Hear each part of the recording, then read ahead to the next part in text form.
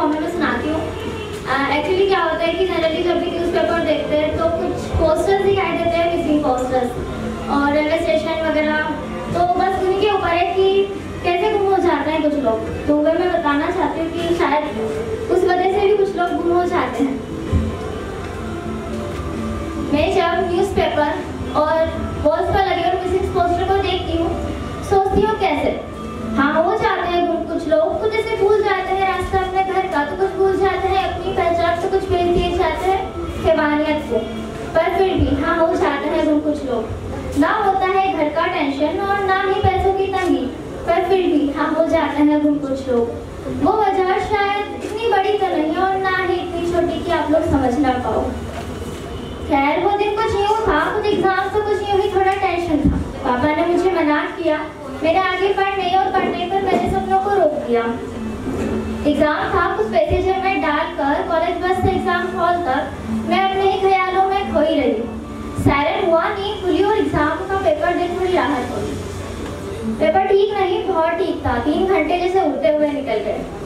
Exam hall से बाहर आते ही मेरे सपने मुझे फिर खंगोलने लगे और एक आवाज जैसे ही मेरे कानों में आई, मैडम जाना कहाँ है।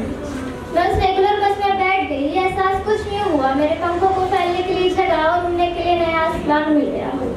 उतरकर रेलवे स्टेशन पहुंची और वो मिसिंग पोस्टर मुझे फिर दिखाई दिए। वहाँ 2 ट्रेन थी, एक मेरे सपने तो एक मेरे घर की, और मुझे बुला रही थी। एक राही जैसे बरसों से हफ्तों से मुझे जानता हो मेरे पास आकर मुझे कहने लगा कि तुम वही हो ना जो अक्सर यहाँ बैठा करती हो। है परेशानी तो राह बदल लो या फिर किसी बड़े से सलाह मशवरा कर लो। और जैसे मैं उसकी बात ना सुनते हुए अपने ही सपनों की ट्रेन में बैठ गई, अपना मोबाइल भी वहीं छोड़ दी। कुछ हफ्ते बीते, सपने टूटे, किसी ने दिल तो किसी ने पैसे लूटे। लो टाइम में फिर उसी ट्रेन से, और वो राही जैसे मेरा ही इंतजार कर रहा हो, मेरे गुमशुदा पोस्टर को देखकर मेरे माँ बाप की परेशानी मुझे बता रहा हो, मुझे समझा रहा हो या शायद मुझे डांट रहा हो। उसी ने मेरे घर फोन किया, मैं मिल गई हूँ, उन्हें इत्तला किया। मेरे मिलते ही माँ ने मुझे गले लगाया, पापा ने थोड़ी फटकार और साई को कुछ इनाम दिया।